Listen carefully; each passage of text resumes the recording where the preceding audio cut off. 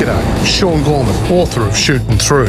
Well, for those of you that couldn't make the webinar, here is the packaged version of that particular evening on the 8th of October, the other week, of myself and Tony Birch talking about my book, Shooting Through. I hope you enjoy it.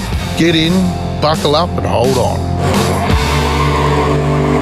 Nostalgia is a word that has a bit of a, can have a bit of a, a bad reputation in many respects. But the nostalgia that I was looking at was something I could draw on and think positively about. So the time it's set in is crucial. What you had to do at the time, you didn't have the access to things like, the internet and, Snapchat and all these other sorts of things. You actually had to plan your day. You had to do certain things about it. You had to wait for things like Countdown to come on and these sorts of things. So it's set in a time where it's very specific to the people. It's very specific to being Australian, and it's a road narrative. It runs across Perth all the way across the Nullarbor and to Sydney to the 2SM Concert of the Decade, which we'll get to in a while. But it was looking at the ways that Australians interacted, the vernacular, the talk, the dress style or lack thereof, the music and these sorts of things, the mood of the time, which was very positive. So that's what I wanted to try and do, was to give a snapshot of what Australia used to be, the idea of what Australia used to be from my point of view. So there you go. And so, that's great because it delves so much into so many aspects of popular culture. So tell us about our two protagonists, the two young males in the novel. Who are they? You've got Michael Donald, whose nickname's Duck, as in Donald Duck. This is, the ways that, nicknames used to get bandied around. It used to be either, Gormo or Gormy, or, you used to whack a Y or an O on the end of someone's surname. But Duck is the principal protagonist in this story. He's a good kid. Comes from a fairly basic, straightforward family. People that are, aspirational, I suppose. Both mother and father work, younger brother, all those sorts of things. Very suburban upbringing and almost a safe character in many respects. Then you've got this new kid that rolls up out of the blue one day. All the boys are out on the front tarmac, as I call it, or the road, playing a game of street cricket, which you used to play all the time. It's all you could do, really. Because you weren't allowed to go into the backyards because you'd mess up all the veggie patches and all the, mum's rose garden and all the rest of it. So you were banished to the front part of the house where the road was, and there was a whole code and convention about who batted first, who bowled first, and what the rules were, and these sorts of things. And then Pinky lands, like as I say, from outer space. Pinky's got a bit more of a shaded past, or he's seemingly much more confident than Duck. And the reason he's called Pinky, Barry Salter's his name. His dad, who has passed away, he's been shot accidentally, apparently, in a hunting accident up in Geraldton, or in the hinterland of Geraldton, with his best mate Bob Gillers, who's his mum's boyfriend. So Pinky's this kid who's very confident, knows how to fight, is very relaxed in himself. But there's a tension in Pinky also, and they basically forge this friendship because Pinky's now living over the road. It's very late on in the year. He's a mystery, and basically Duck falls in love with him very quickly. They build up that rapport, and then they start to build a plan in order to head over east, which comes about through a range of secrets that start to emerge from both families, and the ways that both boys deal with it. So yeah.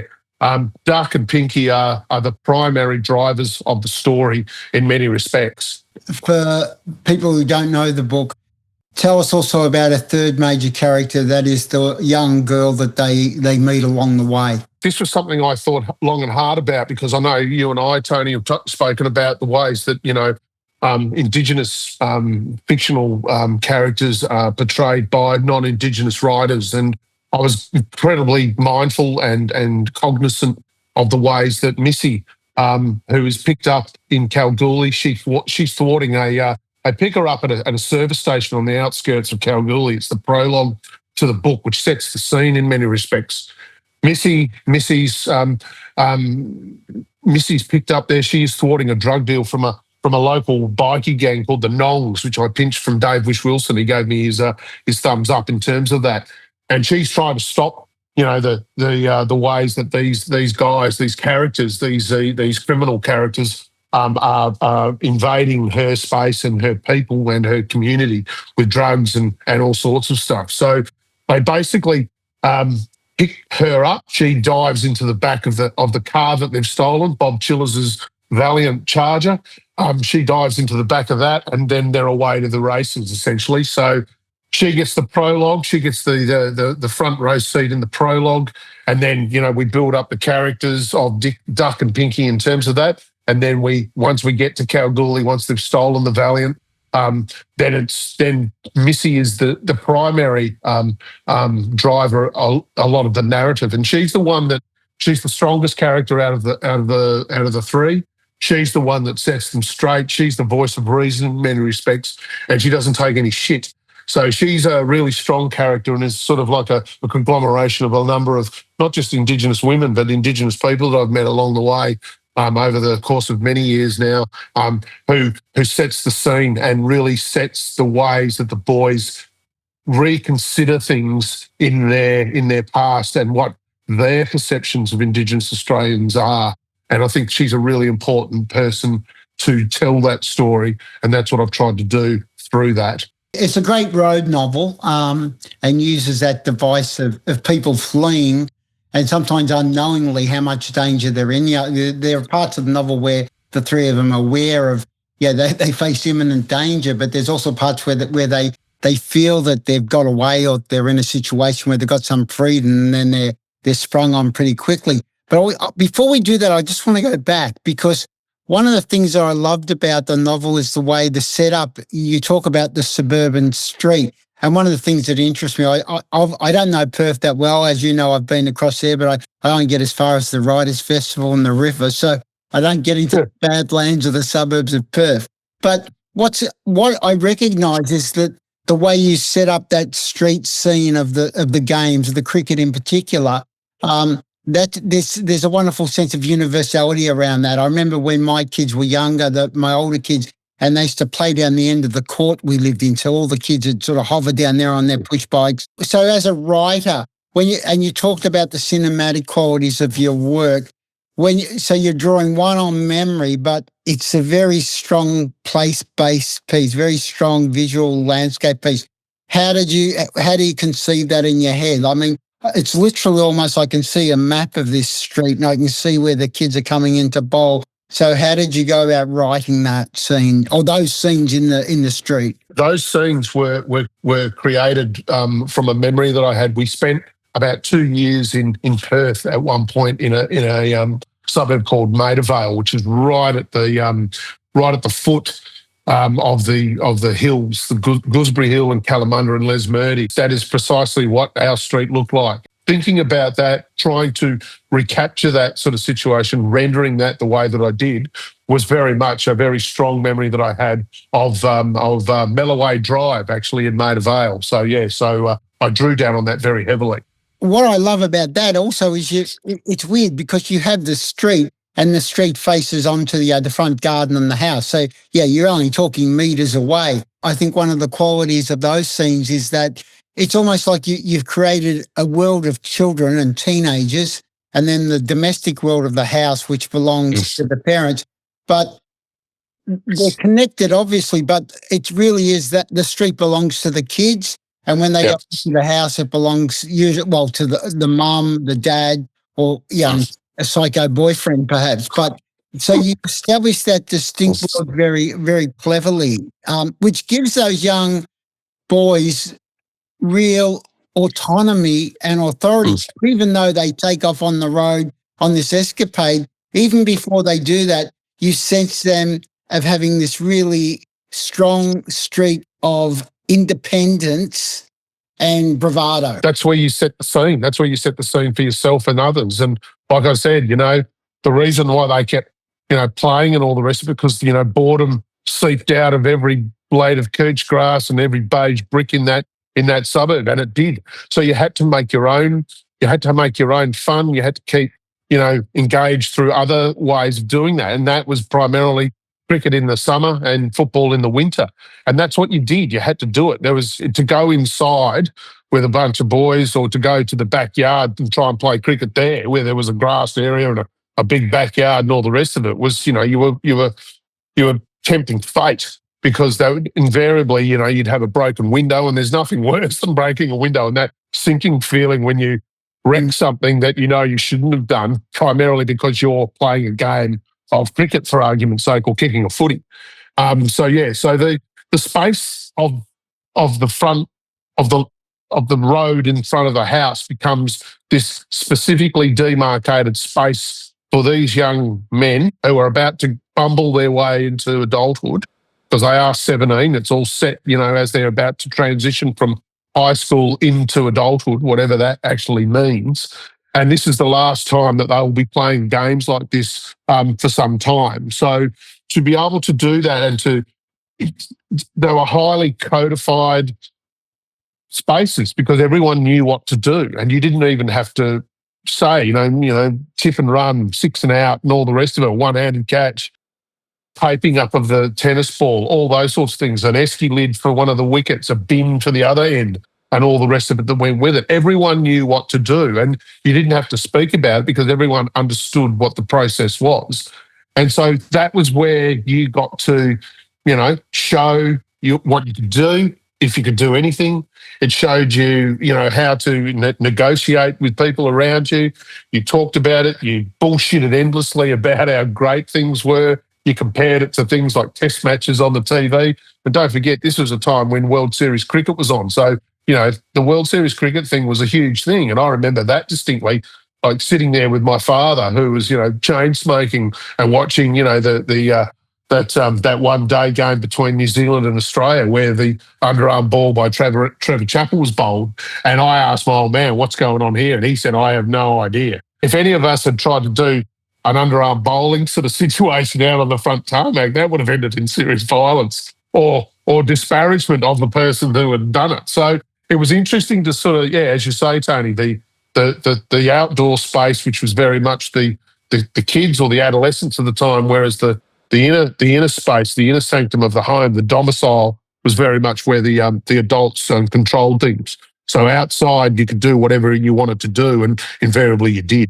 It's interesting when you talk about them boys. They're in that time. They're going to leave high school and do whatever they're going to do after that, and then they do steal the Charger, steal the car. What's interesting about that I love is that even. We'll talk about why they steal it or what the epic journey they're going to take where they want to get to. But it's that sense that whether they are confident that they'll get away with it, but there's that inevitable sense that it's going to fuck up on them. Subconsciously they may or may not know it. But I love that because with the bravado comes the sort of stupidity. Can you tell people, though, why they steal the car and where they're going? Well, I've got to say, Countdown was a massive thing back in the day. Countdown was where we got it's where we understood what was going on in the world around us. And I've spoken to a lot of people about this, and Countdown was massive for so many different people. And I suppose it's because you had to squirrel away the time in order to go and watch, Molly Meldrum bumble his way through, Countdown from 5 to 6 on a Sunday night, and then you got the replay on the Saturday, and it was family time that it was. You could sit down and then you'd watch the news or the winners, because in Western Australia you watch the winners, which was all the highlights from the VFL that week. So it was a real 3 hours worth of information and all the rest of it. But Countdown for us was huge. The glamour, the lighting, the sounds, everything about it was just so incredible. And so I confect this situation where Molly Meldrum in the Humdrum talks about the 2SM concert of the decade, which was also a real thing that happened. That decade were played on the steps of the Sydney Opera House. And basically, the secrets that I mentioned earlier on of both boys' families start to emerge, and it's how they deal with them. Duck's dad has had an affair. He's been pinged. There's been police have been involved because he's had a car accident. In terms of that, Pinky, on the other hand, is dealing with his mum's boyfriend, this Bob Chillis fella, whose car it is, and at all times Bob has said that you can't touch the car, you can't sit in the car, you can't drive the car, and all the rest of it. So the boys, with Stevie Wright as the quest, if you like, they decide that they're going to do it. And then one night it all starts to converge and they cleave the night, as I say. So they steal the car. They know that potentially there's going to be ramifications for it. They decide to drive at night across the Nullarbor, or getting up to Kalgoorlie initially, and how they go about doing that.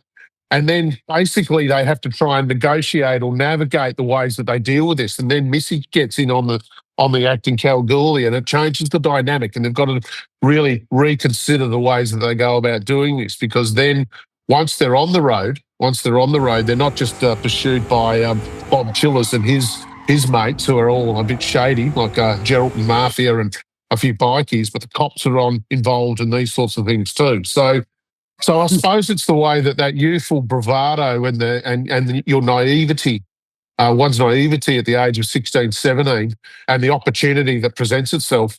We've all snuck out of the window to go and see the girlfriend or go to the dance or whatever the case may be. This is somewhat of a magnification or an amplification of that. And these Pinky and Duck are going for broke, and they're not stopping for anything unless they get caught. And you'll just have to, listen to the book in order to find out if they do. It's funny where you say that, they're pursued by the bikies, the police, and at one point I'm imagining Smokey and the Bandit. There's just everyone coming up behind them. I want to talk about Missy because, when you start the novel, it's very much a male world, whether it be the teenage boys or the fathers or the wayward crazy boyfriend. But you're right that Missy, the young Aboriginal woman, she really does. She's very assertive, very strong. She changes the dynamic. So I'm interested here, a couple of questions about her, but one is, how conscious were you in the writing that by bringing this young female character into the novel, it's going to challenge that straightforward masculine narrative? Absolutely. And again, Missy becomes like not just the moral compass, but she's the centre of it, because she's been through it all. She's lived on the reserve.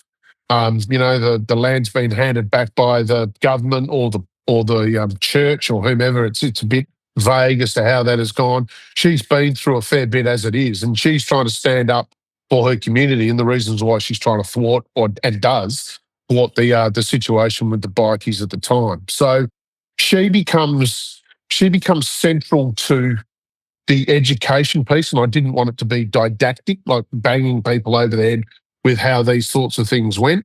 But I wanted to sort of pursue loosely that understanding of what reconciliation actually meant and how those things go, not so much in terms of reconciliation as a thing, but how you negotiate an understanding of a history of something that you know nothing about. And if we go all the way back to things like, the original sort of, the colonising situation, what content, I believe, was the doctor in that very, in the first fleet. He's written significantly about how to seek amity and kindness with the locals, and how these narratives have come about over time, through the historical stuff that I've looked at and read and tried to think about and process. And I thought, well, reconciliation has probably been with us for 30, 40 odd years as an understanding and how we understand it and so on and so forth. But I wanted to sort of give an example about how these things have actually been manifest, have been around for some time. It's not just about, this thing that's landed now as we understand it. It's those things that we understand that have happened to us in the past. And it would have been going on for many, many different, in many different situations and communities over a long, long period of time. And the ways that those discussions, and this is what Missy does, is whenever there's an issue that's brought up that has an issue that needs to be discussed, she's the one that puts the boys straight and gives them a sense of what has actually gone on prior. And for that, writing her was relatively easy, but at the same time, being mindful as a Wadjala, as a white fellow working in that space and trying to write that is something that at the moment is not is not particularly cool. And but I've had 4 different cultural reads over it to see. Okay, I've tried to put her in there as a means, not as a device. She's not a device at all. She's a central character to that story and to the narrative that is going on there. And without her, the boys are lost. It just becomes a road novel. It becomes a, as you say, a narrative across the Nullarbor. And I didn't want it to be that. I want it to be much more. It wanted to be much more than just a quest across the Nullarbor to go and see a concert. And the commonality when they do go back to the reserve somewhere out the back of Kalgoorlie on the way to the concert, they talk about the commonalities that they have with Countdown, and she's a huge Susie Quattro fan. Which, it's that commonality through the music, through the ways that we see things, and through things like the television back in the day, and with Countdown, that she becomes a central thing, because it's that common piece that drives that story. And I was very mindful of Missy and how she would be portrayed and what she would do, but she's the strongest of all 3 characters in that particular in that story. Again, I'll just make the announcement again. In about 10 minutes, we're going to go to the questions. So we've got some questions in there to start with. Anyone else who wants to ask a question, put it in there now, and we'll make sure that we get to it before we finish. So the other thing, you've touched on it just now. I think that whether it be these young white kids or Missy, the Aboriginal character, I think what you do really well is give absolute cultural value to popular culture, because I think that popular culture is often dismissed as, a shallow or a surface. I am a little bit older than you, but still, I mean, the countdown, the weekly countdown show was just pivotal. And I think that, I don't need to talk it up. People will often be surprised that Countdown became so renowned that international artists understood the importance of it in a way that they never would have, like something like Top of the Pops in Britain. So that, there were people who became great friends of that show and great friends of Meldrum, because, for all Molly Meldrum's antics, he was a great rock journalist. He was also, and people might know this, he was a great record producer. He produced The Real Thing by Russell Morris, which is probably great song, technically one of the best songs ever produced. So with that aspect of popular culture, I do want to touch on 2 other things. There's another scene or location I want to talk of first, but I love the way you introduce. So you've got these other narratives. They're clearly they want to get to Sydney to watch Stevie Wright do Evie Parts 1, 2, and 3, which people can watch on YouTube, by the way, from that concert. But can you just give your readers a bit of a sense of what's going on with the Skylab debris? So just tell them a little bit of what Skylab was, because I'd forgotten about Skylab. Did a Google search, in 1979, what was actually going on there, because the 2SM concert was the key to that. And then I thought, well, okay, what else? Well, it's Skylab. Skylab was where, we had this piece of space junk which had been decommissioned and was just floating recklessly through the stratosphere, the atmosphere. And then we got word that, via the news every night, is that Skylab was about to imminently fall out of the sky. And no one actually knew when it was going to happen or where it was going to happen. So that's an added extra to the bikies, the mafia, and the cops trying to capture this young crew. But having Skylab fall on one's head was something that we're all very mindful of. The other thing was, and it does fall out of the sky, mind you, in the book. The other thing was it was the premiere of Mad Max, the film, and this is where you would go to things like the drive-in, but VHS or Bettercord were not around at the time, so you'd have to go to the drive-in or the cinema. Primarily, it was the drive-in because you'd go with the family. Mad Max was there too. So, there was a whole bunch of things that were going on in 1979 politically, but the cultural aspect of things like Mad Max, as you say, the popular culture, Mad Max was huge, and we only see how it's morphed into what it has these days, and Skylab, I suppose, was an added bonus to that, to add to the danger and the unpredictability of what was actually going on. It acts as a sort of a metaphor for our characters, because it could happen at any particular time and anywhere. So it's just another part of the danger and the narrative that goes with it. So yeah. When I say in real life, in actuality, pieces of Skylab did land. Oh yeah, absolutely. And I've actually got a mate of mine who's actually contacted me when he listened to the book. He's actually got a little chunk of it there. Someone, some wag or some entrepreneurial person managed to get it. He's actually got a little certificate and everything. There's a little chunk about the size of a thumb. So yeah, so I'm going to get that at some point and do a post on that. But yeah, no, it did. It landed, and it was quite remarkable at the time where it did land. I forget. It was in Western Australia, I believe. But yeah, it was out in the desert somewhere, and it was pretty wild, considering you could have an entire space lab, and it wasn't small. It was like the size of a car coming Yeah.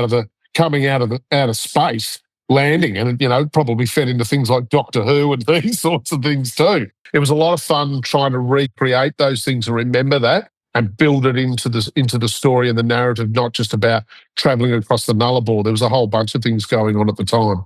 Well, another great cultural artifact, and I think you play with this beautifully, is the drive-in. So they end up at a drive-in theatre on the last night of the drive-in's existence. I know in Victoria, I think the Coburg drive-in still operates, and possibly the Dramana drive-in. Yeah. When I was a teenager in the 70s, and people will, in Melbourne, there were drive-ins all around the city. Clearly not in the inner city where I live, but it's like there was a couple, one at Northland, there was one at Toorak. And these are drive-in movies take up enormous amount of acreage. Oh yeah. You got to plan a lot of cars. And the thing I loved about driving, the memories that come up when I was listening to the book, is that there's always often double headers. In the 70s, it was big kung fu movies, Billy Jack and Bruce Lee. You'd go to the drive-in with 10 kids in the boot and kids under, and it wasn't just teenagers, like parents would hide their kids under blankets. Yeah, save some money. Exactly.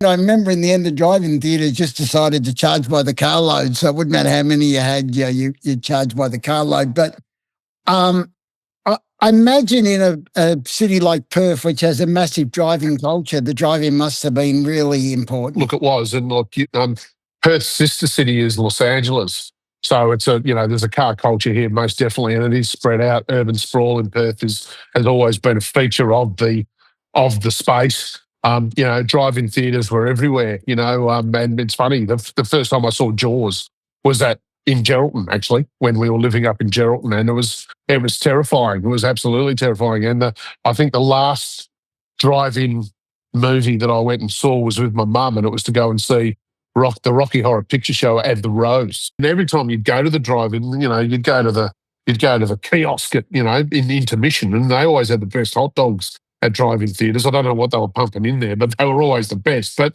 drive-in theatres also had their own codes and conventions. They always had maybe a putt thing, and they had a swing set for the little kids and all the rest of it.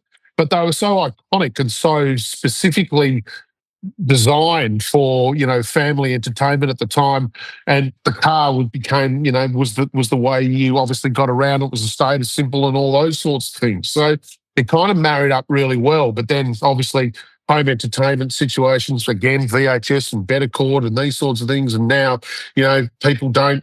I think there's one drive-in theatre in Perth, and that's it. But yeah, it's and I think it's all digital. You don't put the speaker on the window of the car and wind it up and then drive home with it. Drive home with it, exactly. So yeah, that's happened 1,000 times. The drive-in theatre was a very special place, and it's all part of the memory of and the nostalgia that was the time in Australia in particular. I'll just ask one more question and then we're going to go to the Q&A. So again, if you've got a question you haven't put in there, do it now. The other thing, of course, is that whether it be the kids playing out the front of the house, on the road with Missy, going to the drive-in, ending up at the concert at the Opera House. The other thing is, of course, you're dealing technologically with an analog age. And I think that one of the things that probably is, it mightn't be a sort of self-conscious sort of trope in the novel, but it's so communal in that sense. It's so communal. Yeah. So, the idea of now of kids playing in that way, I'm not saying kids don't play together, but kids spend more time in their room with their devices. We don't have the big drive-in theaters.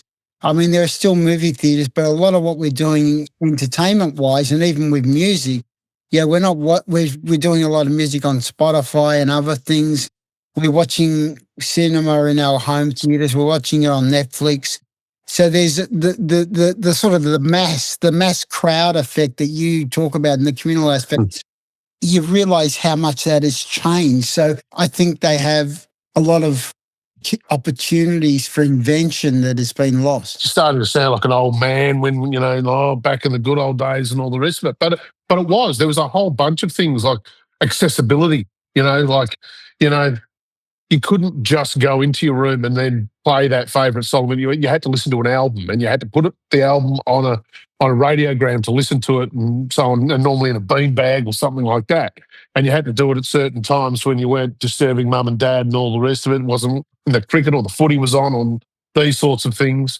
Being organised enough in order to access those things where, it would be communal, where you'd have to, you'd have a, time around with, friends and family watching, the countdown and then the winners and then, the news necessarily. It would always be a sort of a Sunday afternoon sort of feel about it. And that was all part and parcel of the ways that you engaged and you consumed those sorts of things. And it seems probably a bit hokey now for the generation that it is, but it actually gave you a sense of, you could interact and you had to, deal with certain things which you might not want to deal with and all these sorts of things. But you had to do it. And that was the only way that you could be part of that conversation on a Monday morning, is if you got your shit together and were actually there watching Countdown on that Sunday night. And the similar thing, if you wanted to go to the movies, to the drive-in, you had to be ready at a certain time. You had to get in the car and go, and all the rest of it that went with it. So it was a different time. It was a special time, and there's obviously nostalgia plays a big part in that. And I've tried not to sort of, I suppose, make it sort of, a bit sugary and all the rest of it. I've actually tried to give it a context which shows the ways that you used to interact and the ways that those things came about and our sociability in terms of it. So I'm going to go to some questions now. And Clem Fandango. Clem is also a bit of a smart ass who has written in here, first time caller, long time listener. Very good, Clem. That's an SEN fan, obviously. But Clem had also asked, I think, a really important question, believe it or not. So out of the characters, maybe particularly the two boys, which of those two characters do you think, or do any of them, what aspects of Sean Gorman is there in those characters? It's a good question, and I think Clem Fandango should be off to the blanket show shortly. He's well and truly past his bedtime. Well, it's clearly Duck. Duck is the guy who lives in that house, the house that I lived in, and I suppose it's the sociability and the ways that my family dealt with things, and the ways that meal times were very specific. The situation of setting the table, clearing the table, doing all the jobs that you needed to do in order to prep up and help mum and dad in terms of, just dinner time generally, were very codified processes in terms of that. So Duck's also a bit of a dreamer. He's a bit of a, he just wants to do what's right, but he doesn't really know what that is. And he's trying his hardest. And then when, Pinky lands, he kind of blows his perception of a whole range of things completely away. So he's got to try and navigate that as best as he possibly can. But Duck is, I won't say he's me, he's not me, he's parts of me, but there's also other people that I've brought into it. But Duck's probably closest to my heart in terms of that, yes. I think the second question here is a really important one. One is that why isn't it a series already? Well, it'd have to be pretty good to be a series already. It does take a while to get a series on the road. I think a more vital question there from anonymous attendee, I don't know who anonymous attendee is, but so saying that music features as almost its own character in the book, So is that what you intended to do, to create a character from the music? Or did that happen organically in the sense that that just developed through the writing? How conscious were you of music being a character rather than just a characteristic? It's a really good question, and I suppose the genesis for the thing was, seeing that clip of Stevie Wright, on the steps of the Sydney Opera House in '79, and we've all been on road trips, and we've all been in situations with our friends or family or whatever the case may be, and that song's come on, and we've all kind of bonded in terms of it. And I just know, how you can be, cruising along, and then all of a sudden a song will come on a radio if you're not playing something yourself or listening to something, and something will come on, and then it'll really change your mood. And that's not just driving a car, but all the rest of it. But music became a really important part as the ways to sort of set the scene and to set the mood of how people were, what was going on at the time, and whether that was pop music, whether it was something like, the actual song by M, pop music, which was huge in its day, and then other songs, whether they are country and western songs by Freddie Fender or Johnny Cash, and then obviously those classics from AC/DC and Susie Quattro and Thin Lizzy and these sorts of things have been a very important part of to actually set the scene and to drive the narrative in many respects and to give it an added dimension where we've all been in those situations where the song comes on and it changes the way that we see certain things, and it becomes not just the soundtrack, but it becomes embedded in us. And I've been there myself, and no doubt a number of people who are listening to it now, the 2 or 3 people that are on listening to this now, have been in the same situation. So yeah, music was an incredibly important part of it. It wasn't conscious because I wasn't conscious of the songs I was going to pick.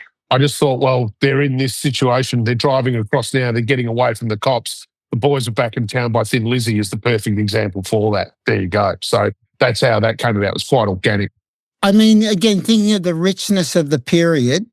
So when I'm thinking of that time, quite literally, I still put mixes of, I put versions of mixtape together quite often. And again, if you're thinking back to the influence of Countdown, so just a bit more about the artists you chose or who you couldn't choose. Did you have to make those things where maybe artists had to drop out, or were they relevant to sort of characters in the same way that we're talking about the Stevie Wright influence, for example? Well, obviously the Vanda and Young piece, because obviously you got Albert's music. For those that don't know, Albert's were huge in terms of being the production house where Vanda and Young created all those great songs like The Angels and AC/DC and, John Paul Young, these sorts of things, which are now become soundtracks to our lives. I hate saying that, but that's what it has become, I really wanted to put in Supernauts, I Like It Both Ways, because I think it's a great song. But the double entendres to that for many people is, can be seen as problematic. I really wanted it to be primarily rock and roll because rock and roll was the driver for the boys to get over there. It was a driver for me, and listening to a great rock and roll song, I think, is a really, really key part to that. And you put in things like Skyhooks or the Sunny Boys, who I know you love, and those sorts of things too, Tony. So, but the choice in terms of Australian artists in particular, you're spoiled by choice because it really is a case of what you do leave out and what you have to put in. So I suppose I'll be I'll stand corrected in terms of that. But yeah, there's a lot of music history in the book, and we've also got a Spotify list as part of this whole process as a means for people to sort of engage and have a listen to it to be complementary to the story itself.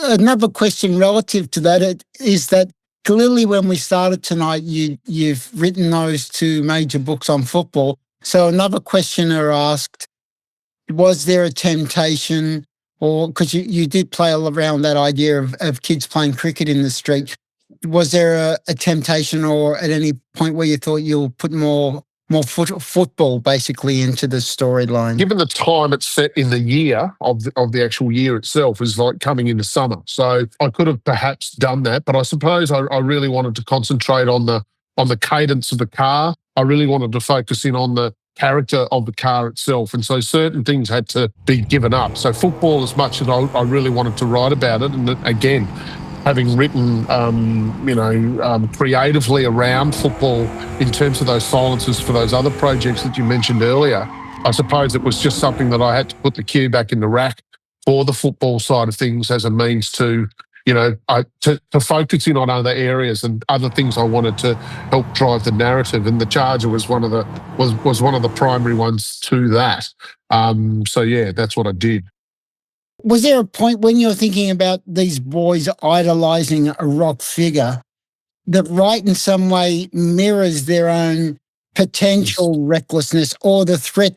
Because I'm always interested in the way that teenagers who are reckless in a way aren't even aware of the potential for their own mortality. The way I thought that mirrored is that a lot of people who have taken heroin, when they're taking it and enjoying it, musicians or just ordinary people, they are really not aware, no, this is going to end badly. This could really end badly for these two boys and this young woman. So I had real fear. So did you choose right for any conscious reason in that way? Not at all. It was the power of the performance that I'd sort of stumbled across one night. And I just thought, my God. And then I started doing a little bit more work around it and a bit more sort of, investigations as to what was going on for that particular time. And you're right, he was in the midst of a sort of a heroin situation, and that had come from the back of being, overseas and being so successful with the Easy Beats at the time. And from what I can understand, from the work that I have done about it, this was meant to be the reset of him to become the star that they thought he could be back at home, and to get out of that whole situation. But I suppose it's running concurrent with the end of the 70s. It's kind of the end of his real career in that regard. And obviously then you've got the very micro situation of our protagonists in the car charging towards this fated performance in a stolen car with all these people behind them, trying to track them down and trying to stop them. So there was it's almost like this conglomeration of threats, which are both historic and real, and also perceived and fictional in that regard. So yeah, look, Stevie Wright's story is a tale of woe and in many respects a cautionary tale. But looking at it in the ways that 79 is the end of that particular era, that golden era in many respects, as I remember it.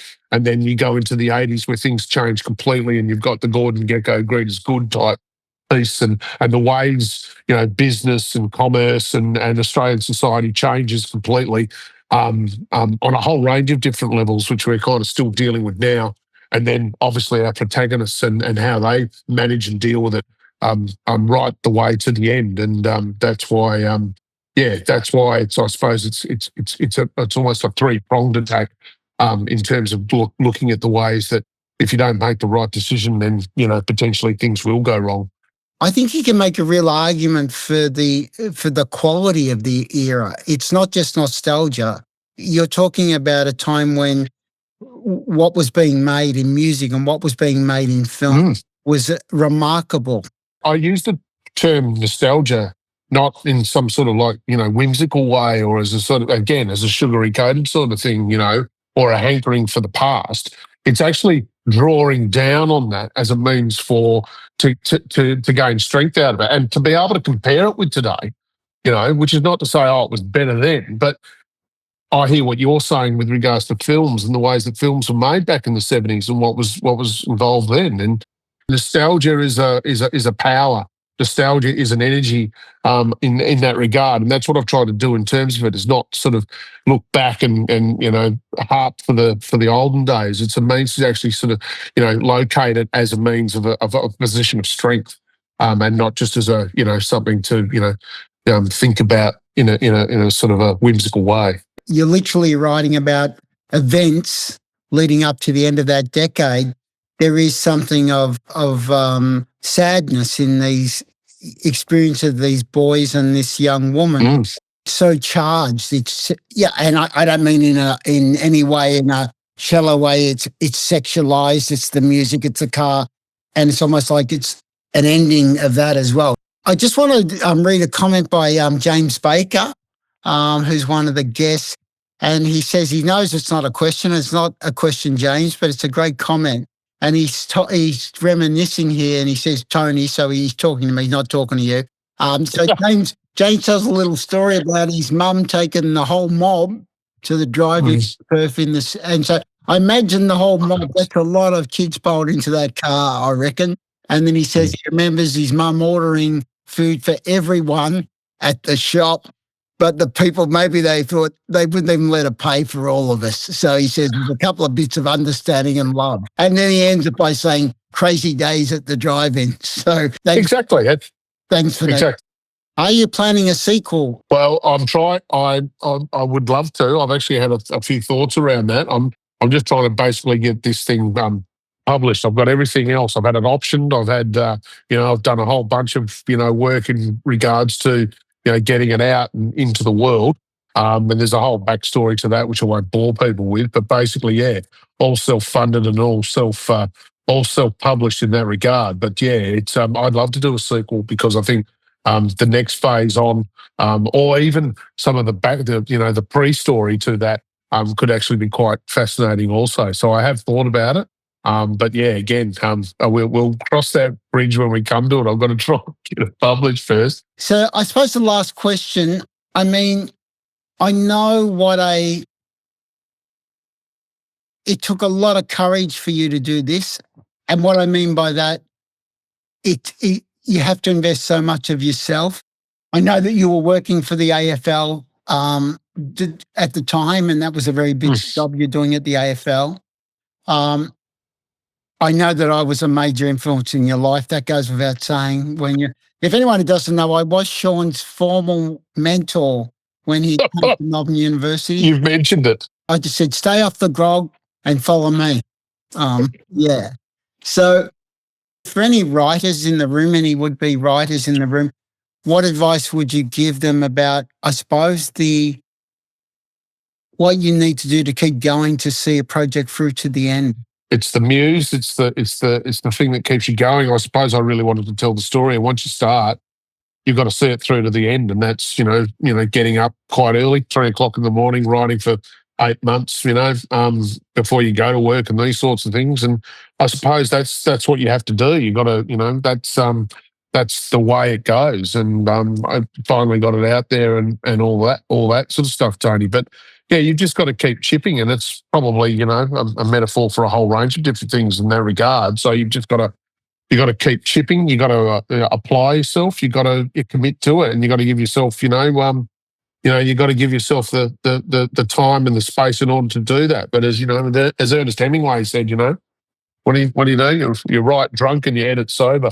But it is, it's something you've just got to keep chipping. And a lot of the times you do put it away and you think, I'll never go back to that. And then one day you pull it out and then you have another crack at it. And then it just sort of started to take momentum from there. So, but no, thank you, Tony, for those kind words. And thank you to everyone that's come on board. And I need to say thank you to Katie Phillips from Noble Ambition and the people that have helped out there. And get on to shootingthrough.com.au and check it out because, it's a good story. It's a good story.